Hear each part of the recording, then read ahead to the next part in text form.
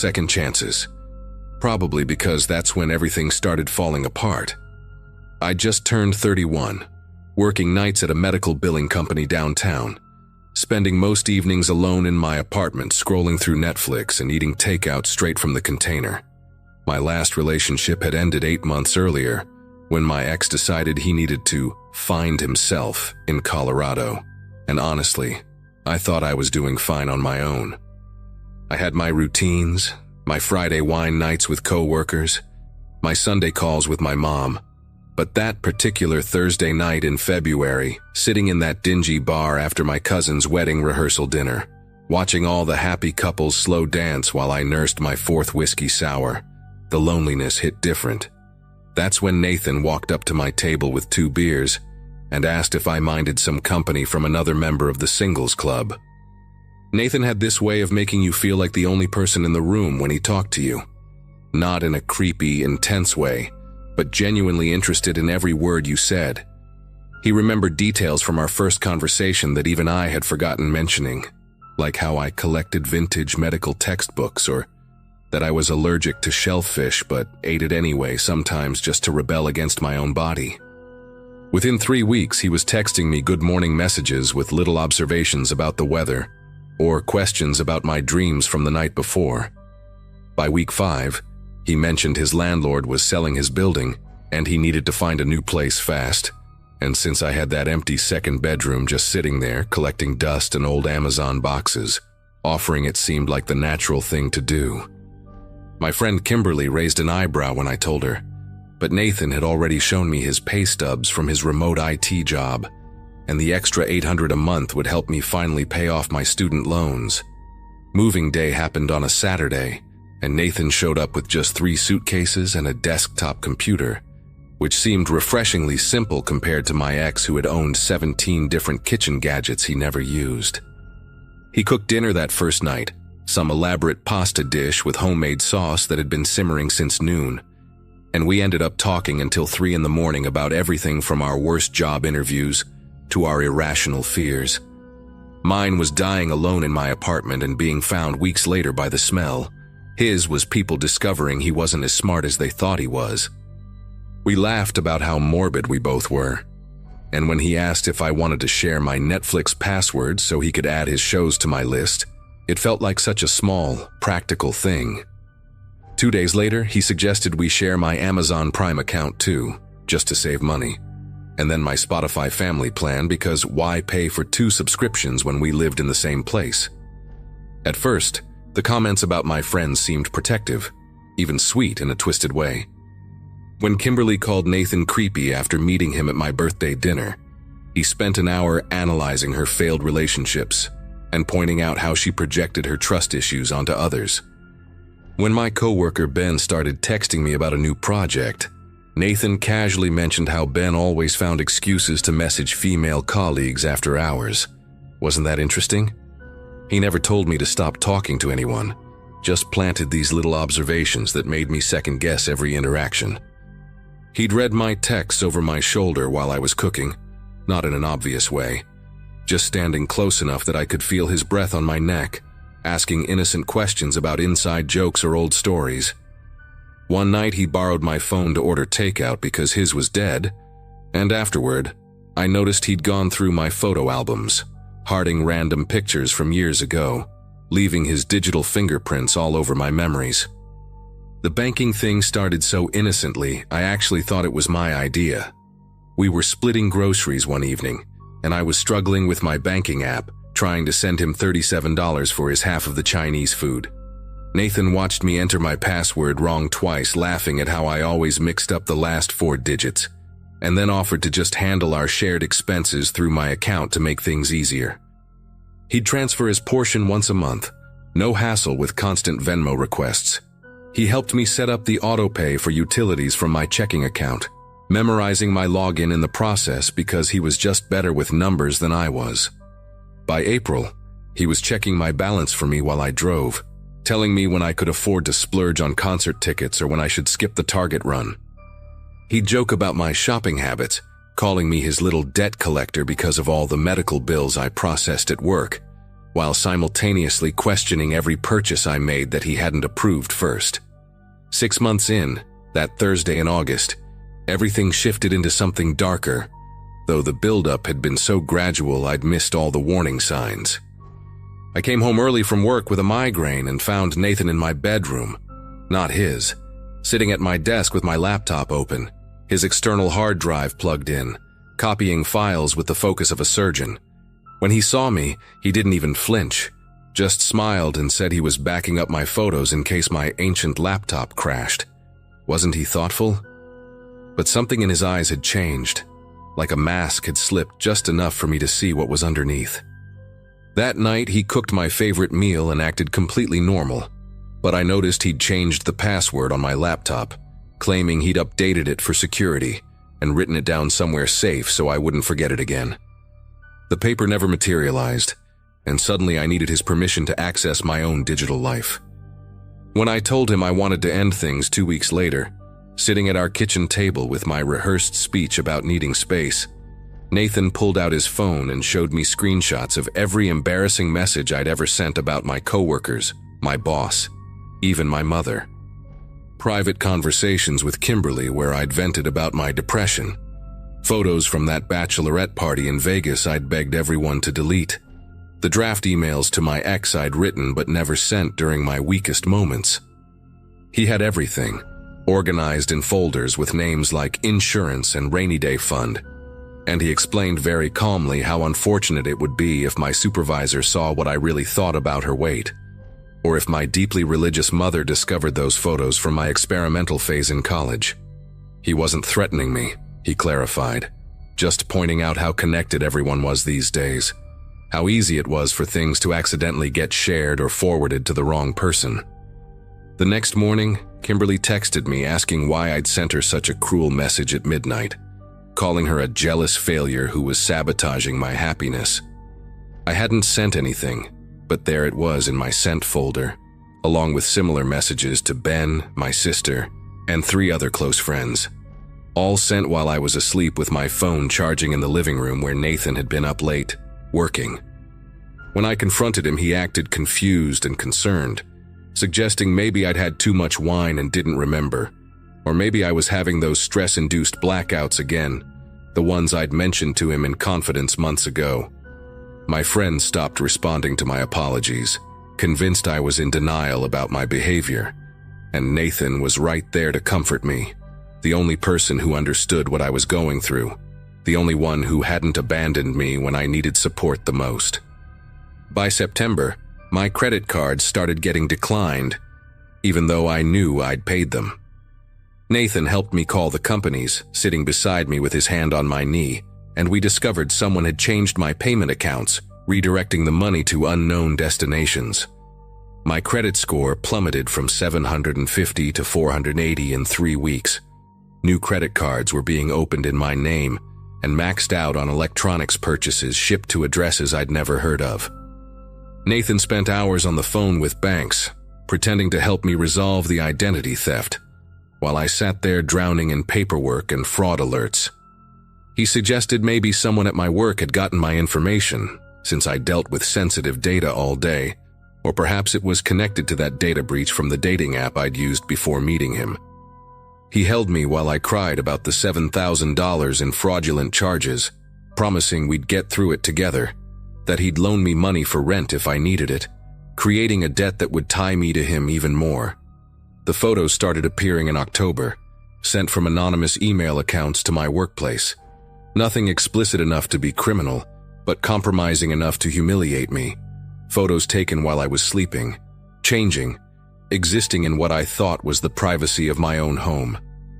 Photos I didn't even know existed, tagged with comments about my body, my habits, my vulnerabilities. My supervisor called me into her office, concerned about my mental health, suggesting maybe I should take some time off to deal with whatever was happening in my personal life. Nathan was there to drive me home after that meeting, rubbing my back and saying how awful it was that someone would violate my privacy like that, offering to install security cameras in the apartment to catch whoever was doing this to me. The irony was suffocating, but I couldn't prove anything, Couldn't point to a single piece of evidence that connected him to any of it. Just a sick feeling in my stomach that grew stronger every day. Everything unraveled on a Monday morning when Nathan left for what he said was a job interview in another city. Something about his goodbye felt different, almost gleeful, and the moment his car turned the corner, I ran to his room with a hammer from the kitchen drawer. I destroyed his desktop computer, the one he'd been so protective of, smashing it until the hard drive fell out, and then I grabbed it and drove straight to my cousin's house, the lawyer, the one whose wedding rehearsal had started this nightmare. She helped me connect the drive to her computer, and there it was, everything meticulously organized in folders with my name, subfolder after subfolder of my photos, passwords, personal documents, recorded phone conversations I didn't know existed, even videos of me in my own bedroom taken from angles that made me realize he'd hidden cameras everywhere. My cousin called the police while I sat on her bathroom floor, finally understanding the full scope of what had been happening, finally having the proof I needed. The restraining order went through within 48 hours, and the detective assigned to my case said it was one of the most extensive examples of cyberstalking and identity theft she'd seen. Nathan was arrested at a motel 2 states away, still using my credit card, still logged into my accounts, still sending messages to my employer about my supposed mental breakdown. It took months to untangle the financial mess, longer to rebuild trust with friends who'd been manipulated into abandoning me, and I still sometimes find myself checking corners for hidden cameras in my new apartment across town. But that Monday morning when I picked up that hammer, when I chose to trust my gut over his gaslighting, when I decided to fight back instead of disappearing into the prison he'd built around me, that's when I got my life back. Some days I still wake up at 3 a.m, heart racing, checking my phone to make sure my passwords are still mine. But at least now when I look in the mirror, I recognize the person staring back at me.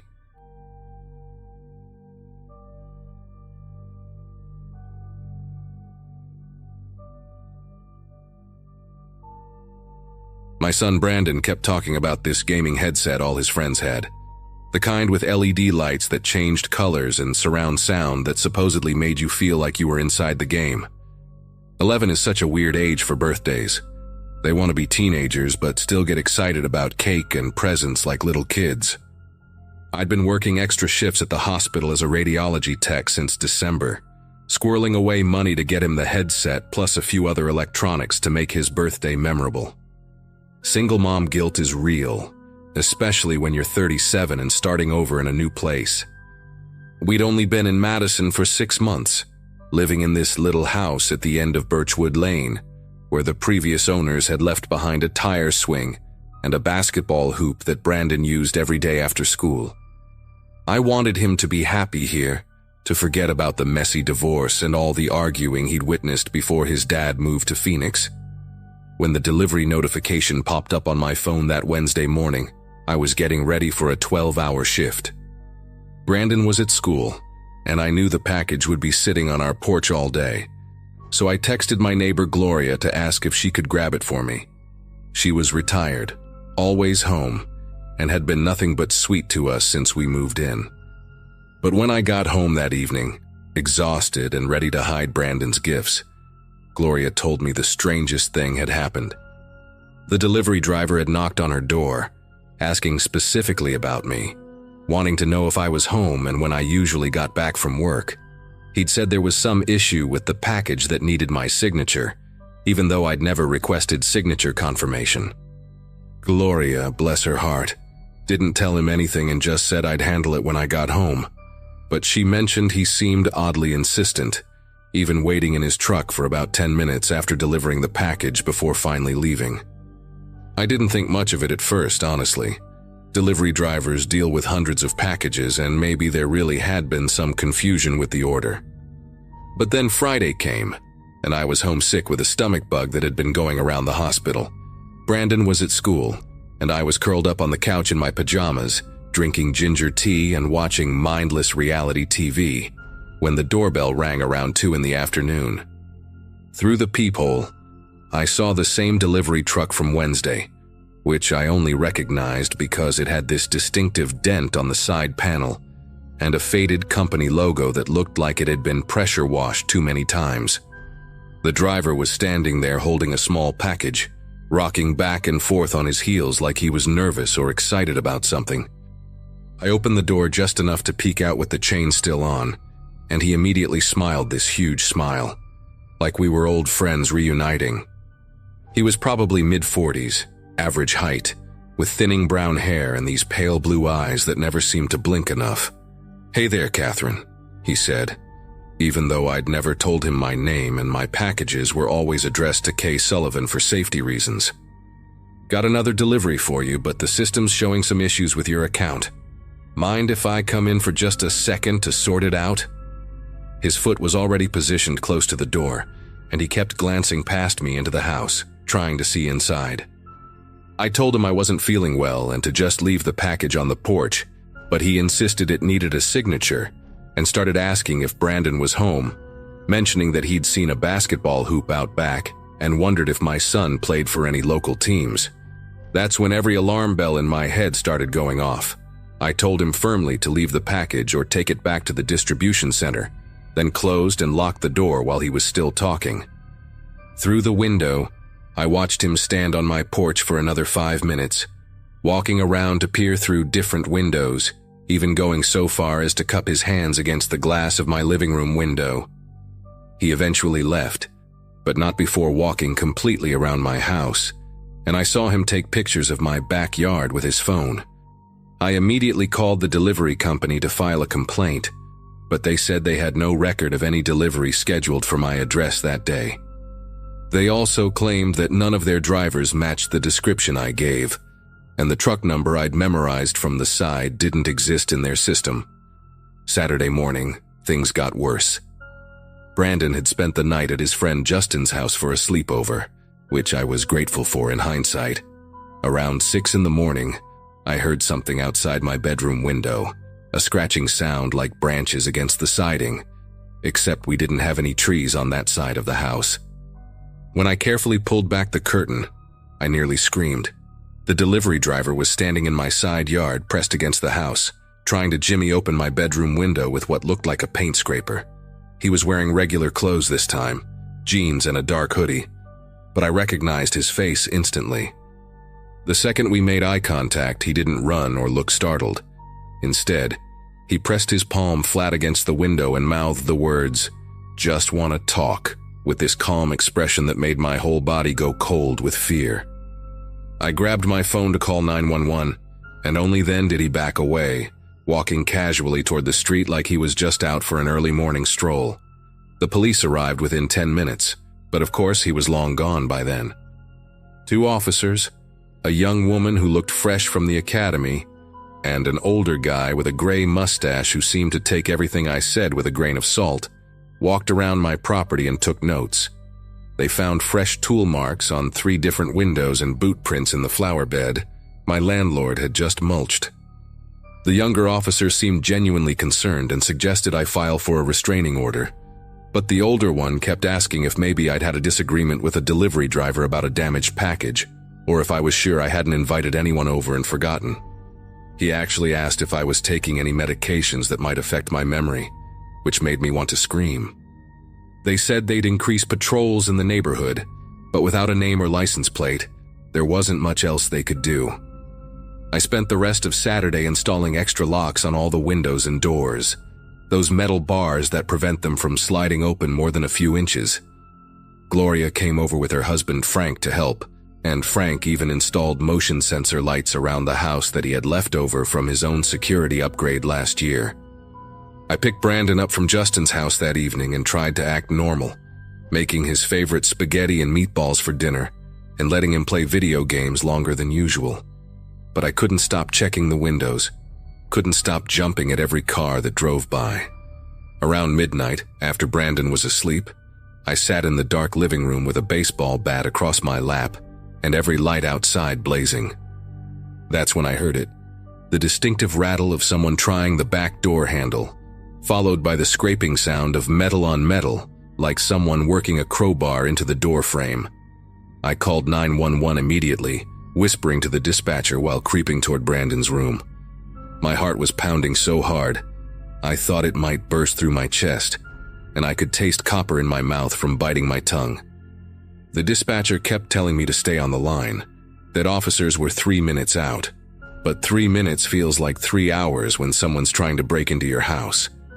The scraping got more aggressive, more desperate, and then I heard wood splintering.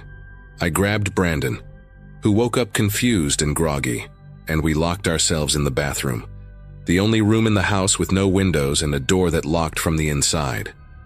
Brandon kept asking what was happening, why we were hiding, and I had to cover his mouth with my hand when we heard footsteps in the hallway, slow and deliberate, like someone who knew exactly where they were going.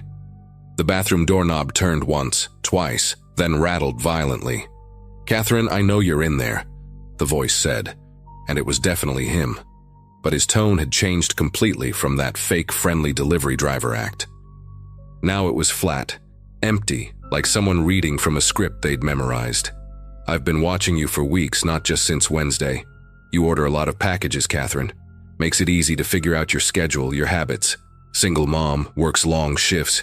Kid goes to Jefferson Elementary and gets picked up at 3:15 every day, except Wednesdays when he has basketball practice until 5.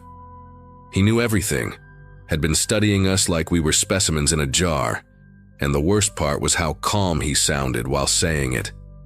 Then came the sound of something heavy hitting the door, probably his shoulder, and Brandon started crying, pressing his face into my chest while I held him tight and prayed for the police to hurry. The sirens came like angels singing, getting louder and louder until they were right outside, and suddenly the pounding on the door stopped. I heard him curse, just one word under his breath, then rapid footsteps running through my house, the back door slamming open so hard it bounced off the wall. The police found me and Brandon still huddled in the bathroom 20 minutes later. After they'd cleared the house and the surrounding area, they caught him 3 blocks away, trying to hide behind a dumpster at the Methodist church, still carrying the crowbar and a backpack full of zip ties, duct tape, and a stun gun. His name was Leonard Morse, 43 years old, and he'd been fired from 4 different delivery companies in the past 2 years for harassment and stalking complaints.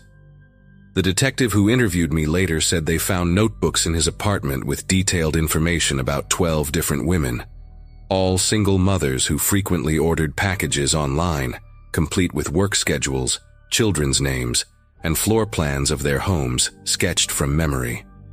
Brandon and I stayed with Gloria for a week after that, until I could find us a new place on the other side of town, a second-floor apartment with a security system and neighbors on all sides. I stopped ordering things online for almost a year, driving to actual stores even when it meant dragging Brandon along after long shifts, because every delivery truck that passed made my chest tighten. Leonard Morse got 15 years for attempted kidnapping, breaking and entering, and stalking, though the prosecutor said he'd probably be out in 7 with good behavior.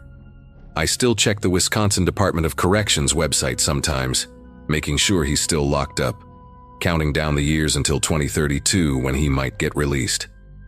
Brandon's 16 now, taller than me and protective in a way that breaks my heart a little, because I know he remembers that night, remembers hiding in that bathroom while a stranger tried to break down the door.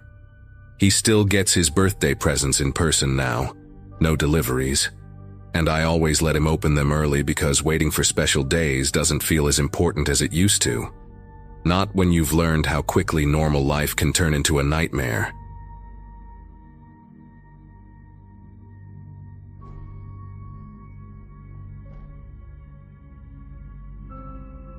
My roommate Craig had been nagging me about the dating apps for months, saying I needed to get back out there after Melissa and I split the previous fall.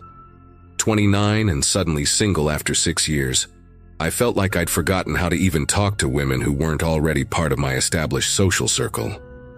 Craig kept his laptop open on the kitchen counter that Wednesday evening, showing me his matches while I heated up leftover Chinese food, telling me how easy it was, how he'd gone on 3 dates just that week. I downloaded the app mostly to shut him up, figuring I'd delete it after a few days of mindless swiping. My profile took all of 5 minutes to set up, 3 recent photos from a buddy's birthday party, a generic bio about liking craft beer and hiking, and my neighborhood listed as Lincoln Park even though technically I lived closer to Lakeview. Ashley appeared in my matches around 10 that night, after Craig had left to meet some girl at a wine bar downtown. Her profile stood out because she'd actually written complete sentences in her bio, not just a string of emojis, and her Instagram handle like most of them. She worked in medical billing, had moved here from Grand Rapids 3 months ago, and her second photo showed her at what looked like Wrigley Field wearing a Tiger's cap, which made me laugh. We matched immediately, and she messaged within minutes, making a joke about how brave I was to post a photo wearing a Cubs jersey in my profile, considering how terrible they'd been last season. The conversation flowed naturally from there, both of us typing paragraphs instead of one-word responses, sharing apartment hunting horror stories and comparing notes on which neighborhoods had the best takeout spots. By Friday afternoon, we'd exchanged probably 200 messages, and I found myself checking my phone between meetings at work, actually excited to see her replies. She told me about her job at Northwestern Medicine, how she'd taken it mainly to get out of Michigan after a messy breakup, and how she'd been living in this tiny studio in Uptown that supposedly had a lake view if you stood on a chair and craned your neck just right. I told her about my job doing IT support for a logistics company, boring but stable, and how Craig was actually my 3rd roommate in 2 years because the previous guys kept moving in with girlfriends. She suggested we should meet up soon, maybe grab coffee over the weekend, but then mentioned she had to work Saturday and had plans with a coworker Sunday afternoon.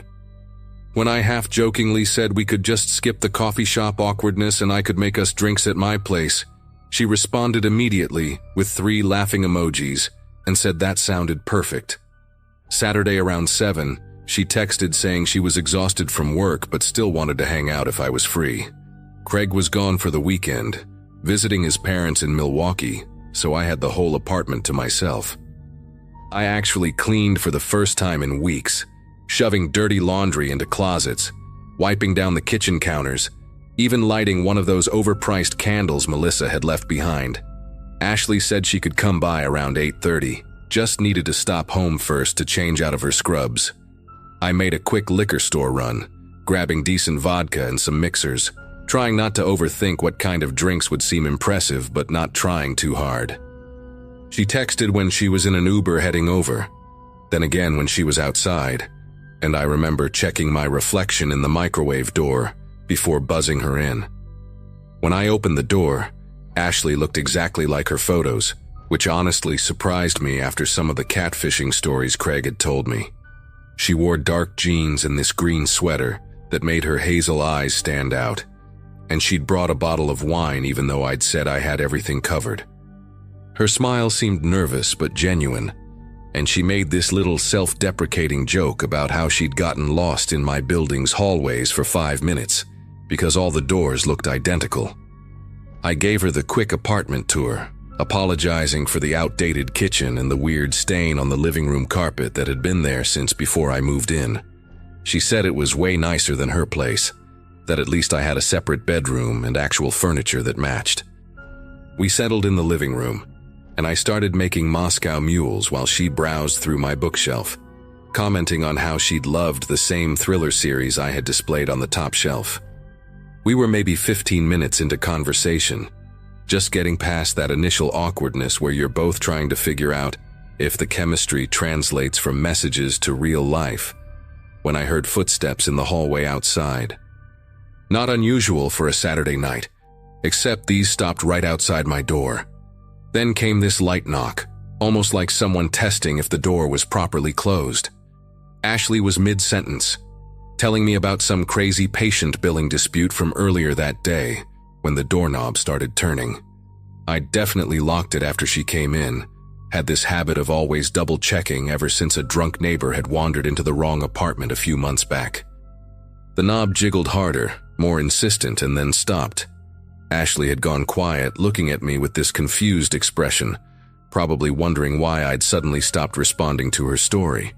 Before I could say anything, explained that sometimes people got confused about which unit was theirs. The door exploded inward with a sound like thunder. 2 men rushed in, both wearing black ski masks that covered everything except their eyes and mouths. The bigger one, probably 6'3" and built like he lived at the gym, immediately grabbed me by the throat and slammed me against the wall so hard that the framed poster behind me shattered.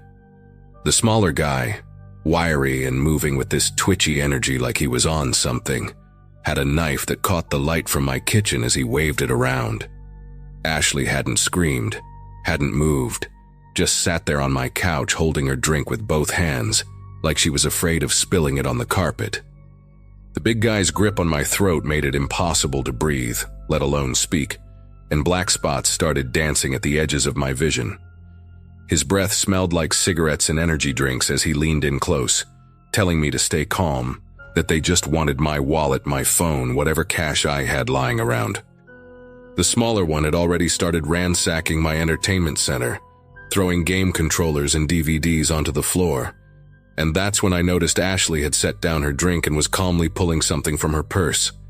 For this insane moment, I thought maybe she had pepper spray or was going to call 911, but instead she pulled out a folded piece of paper and started reading off details about my apartment that she couldn't have known from our 15 minutes together. She knew which bedroom was mine versus Craig's, mentioned the MacBook Pro I kept in my closet that I'd bought for freelance work, even knew about the emergency cash I kept in a coffee tin above the refrigerator, something I'd never told anyone except Craig. Her voice had changed completely, lost all that nervous sweetness from earlier, became flat and businesslike like she was reading a grocery list.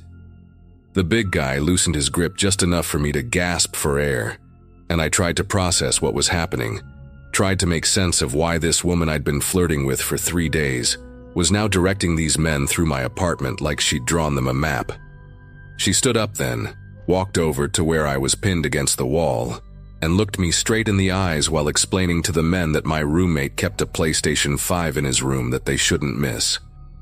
The whole thing lasted maybe 20 minutes, but it felt like hours watching them systematically strip my apartment of everything valuable, while Ashley supervised like some kind of twisted project manager. She kept checking her phone, probably tracking how long they'd been there, occasionally reminding them to check specific spots I'd never even mentioned in our conversations. The smaller guy found my laptop bag in the bedroom closet, exactly where she told him to look, while the bigger one emptied my wallet and pocketed my watch, a graduation gift from my dad that I'd stupidly mentioned in one of our messages when she'd asked about the vintage Omega in my profile photo. They made me unlock my phone and transfer money from my banking apps, Ashley standing close enough that I could smell her perfume, the same vanilla scent that had seemed so appealing when she'd first walked in. She watched me enter my passwords with this detached curiosity, like she was studying my typing patterns for future reference. When the transfer limits kicked in after $2,000, she just shrugged and told the big guy to take the phone anyway, that they could probably get a few hundred for it even locked. Right before they left, Ashley did something that still makes me nauseous when I think about it. She leaned down to where I was slumped against the wall, my throat raw and bruised from being choked, and smoothed my hair back from my forehead with this gentle, almost tender gesture. She whispered that I seemed like a really nice guy, that she was sorry it had to be me, but that I should know I wasn't the first, and definitely wouldn't be the last. The 2 men were already at the door with trash bags full of my belongings, and she grabbed the bottle of wine she'd brought, saying something about how it would be a waste to leave it. Then she mentioned, almost as an afterthought, that I probably shouldn't bother calling the cops because Ashley wasn't even her real name, and good luck explaining to them how I'd invited a stranger from a dating app to my apartment after knowing her for 3 days. The smaller guy laughed at that, this high-pitched giggle that sounded unhinged, and then they were gone, leaving my door wide open to the hallway where I could hear my neighbor's TV playing some reality show, the laugh track feeling like mockery.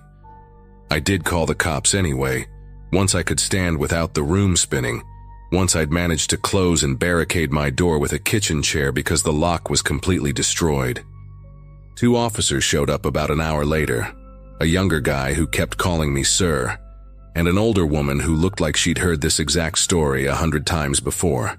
They took photos of my bruised throat, documented what was stolen, and the woman officer asked me to show her Ashley's dating profile on my laptop. Except when I borrowed Craig's phone to check, the profile had already been deleted. All our messages, gone. Like she'd never existed at all. The officer just nodded, said this was the 4th case like this she'd seen this month. That these rings were getting more sophisticated, using real photos of women who had no idea their images were being used to catfish lonely guys into robbery setups. She gave me a case number, said a detective would follow up, but we both knew nothing would come of it. The younger officer tried to be encouraging, mentioned something about checking pawn shops for my electronics, but his partner shot him a look that shut him up quick. Craig came back Sunday night to find me sitting in our ransacked apartment with a baseball bat next to the couch, jumping every time someone walked past our door. I told him everything, showed him the police report, the bruises on my neck that had turned this sick purple-yellow color. He was furious, kept saying we should go to the media, post warnings on social media, do something to stop these people from doing this to anyone else. But what would I say? That I'd been stupid enough to invite a stranger to our apartment? That I'd been so desperate for connection that I'd ignored every safety rule I'd ever known? Craig helped me change the locks, install a doorbell camera, even got one of those doorstop alarms that screams if anyone tries to force the door. We told our friends I'd been mugged, which was easier than explaining the whole humiliating truth. The detective did call, once, said they'd found similar cases spanning 3 states, that the ring appeared to use multiple women and probably moved cities every few months. He suggested I keep an eye on my credit report, change all my passwords, all the stuff you do after identity theft. As if the stolen money and electronics were what kept me up at night, not the memory of Ashley's fingers in my hair, telling me I seemed nice. 6 months later, I still haven't been on a single date. Craig stopped asking about it after the 3rd time I had a panic attack when he suggested downloading a different app, one with better security features or video verification or whatever useless safeguards they advertise now. I work from home permanently now. Told my boss it was for productivity reasons, but really it's because I can't handle being in public spaces where I don't know everyone. Every brunette woman I see makes my chest tighten. Every vanilla perfume in the elevator sends me straight back to that Saturday night. My therapist says it's PTSD. That violation of trust creates deeper wounds than physical violence, that healing isn't linear. She keeps asking me to talk about how I felt when Ashley touched my hair, that moment of twisted intimacy in the middle of being robbed, but I can't explain it properly. How do you tell someone that the worst part wasn't the knife or the choking or losing thousands of dollars, but that for 3 days I'd genuinely believed someone wanted to know me, had stayed up texting until 3 in the morning, feeling like maybe I'd finally found something real? My sister's wedding happened last month, and I went alone, made up some story about how my girlfriend couldn't make it because of a work emergency. The lies come so easily now, little fiction band-aids over the truth that I'm too broken to trust anyone new. Sometimes I wonder if Ashley, or whatever her real name is, ever thinks about the guys she's destroyed. If she remembers our conversations about hiking trails we'd never visit, restaurants we'd never try, that stupid joke about the Cubs that made me think she actually gave a damn. The detective called one last time in September, said they'd arrested someone in Ohio who might be connected, but the woman they caught wasn't talking and looked nothing like Ashley's photos anyway. He said I might be called to testify if it went to trial, but we both knew I couldn't identify anyone except those eyes above the ski masks.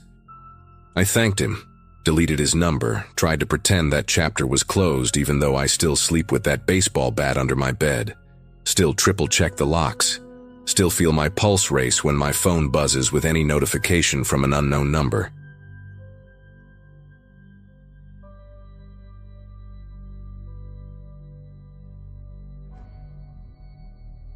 Nobody really thinks about how vulnerable you are until your car dies 40 miles from anywhere that matters.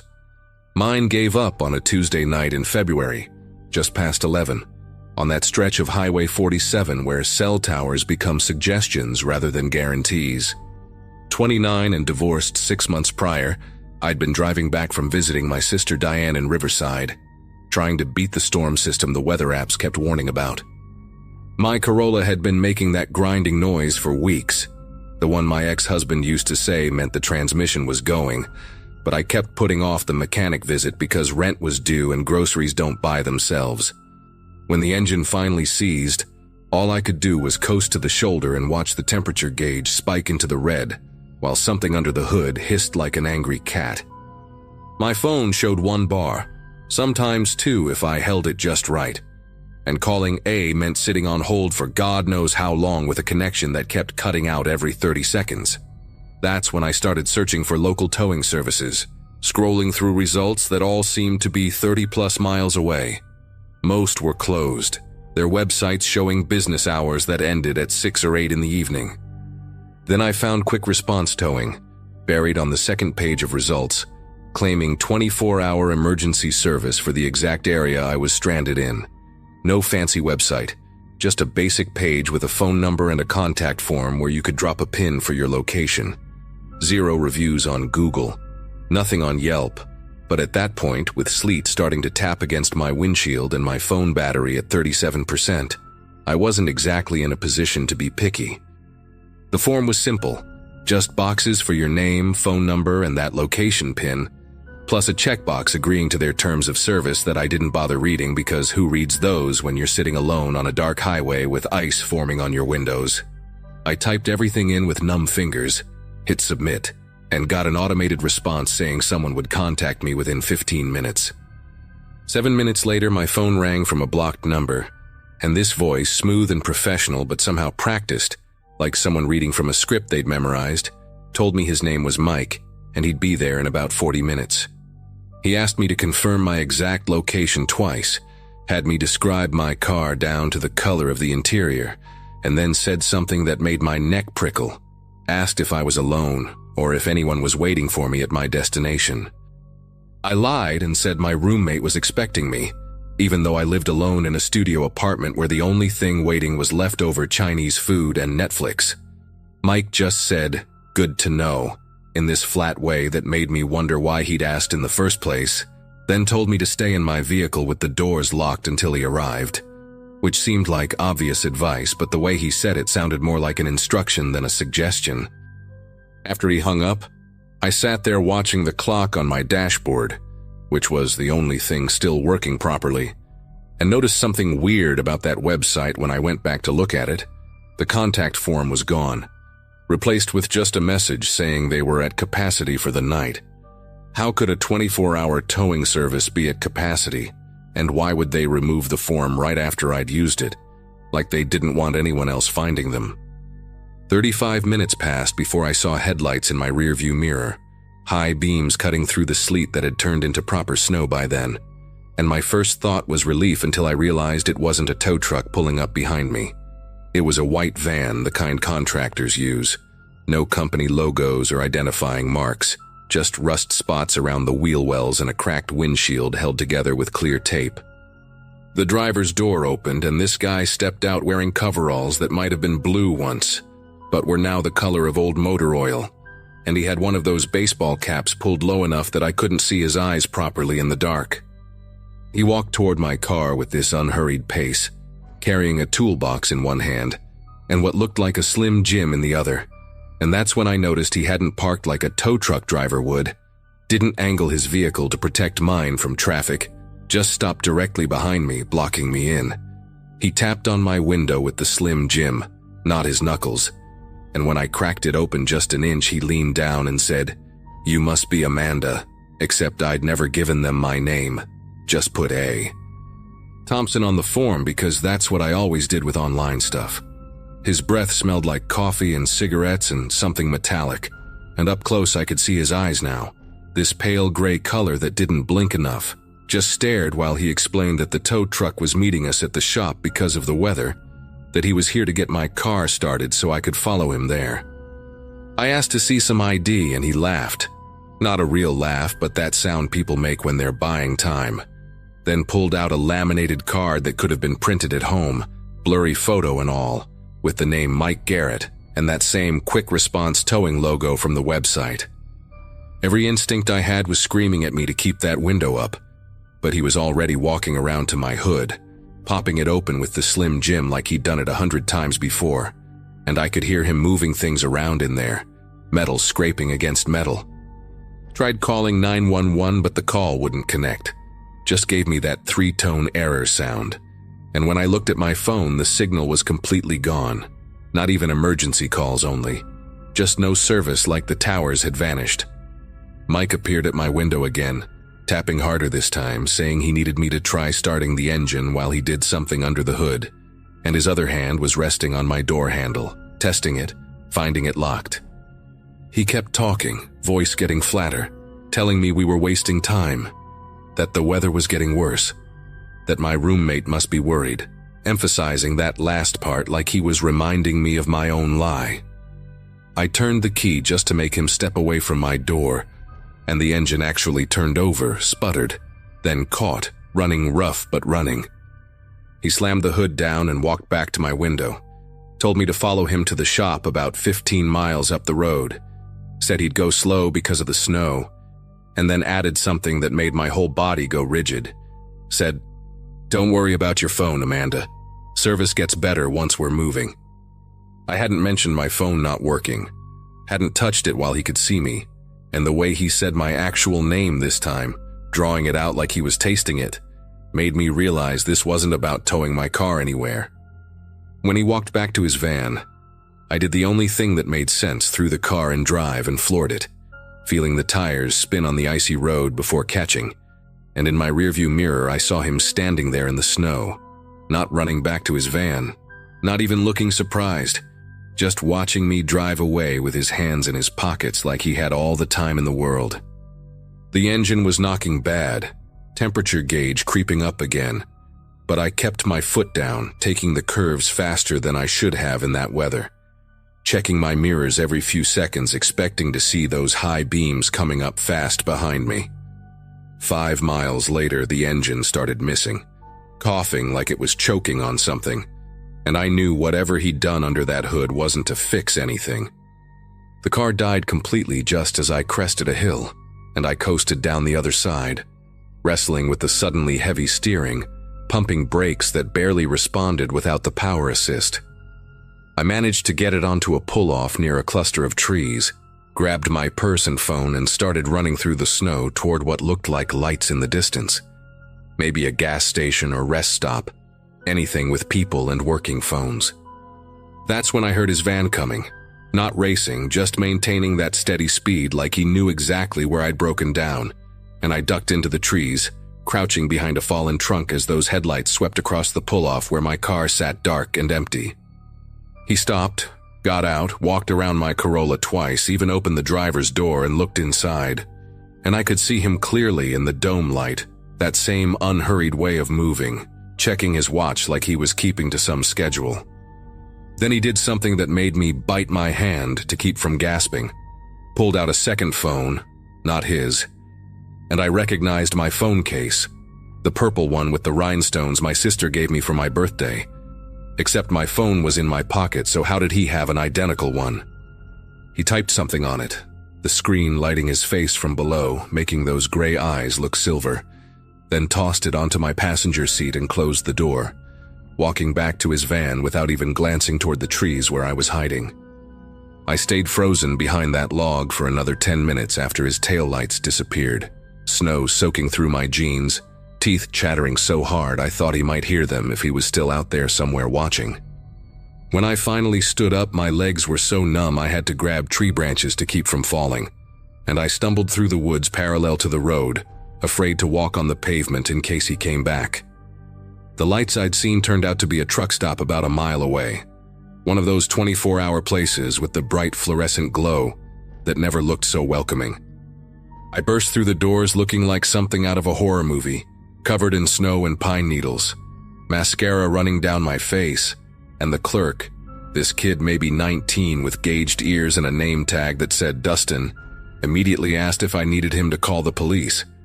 While we waited for the state troopers, I sat in the break room wrapped in a blanket Dustin found somewhere, drinking coffee that tasted like motor oil but was hot, and that's all that mattered. My phone suddenly had full bars again, and the missed calls started coming through, 17 of them, all from numbers I didn't recognize, all within the last hour. The voicemails were worse, just breathing at first, then Mike's voice, calm as ever, saying things like, "Amanda, you left your lights on, and your engine's still warm, you couldn't have gone far." And the last one, the one that made Dustin take the phone away from me. "Your roommate's worried, says you never came home. Maybe we should file a missing persons report." The trooper who showed up, Officer Reeves, took my statement while his partner drove out to check on my car. And when they came back, they had that duplicate phone in an evidence bag, said it had messages on it from my number to various people saying I was heading to California to start fresh, not to worry about me. Classic runaway scenario they'd seen before. Officer Reeves ran the quick response towing name through their system and found nothing. No business license, no registered company, nothing at all. And when they tried to pull up that website on his patrol car's laptop, it was gone. Just a dead link like it never existed. They did find something else, though. 3 other reports from the last 2 years. Women whose cars had broken down on remote stretches of highway, who'd called for help from services that didn't exist when police went looking later, except those women had actually gotten in the vehicles with their supposed rescuers. 2 were found weeks later in different states, no memory of what happened after accepting the ride. And 1, a teacher from Tucson named Carol Mendez, was still missing.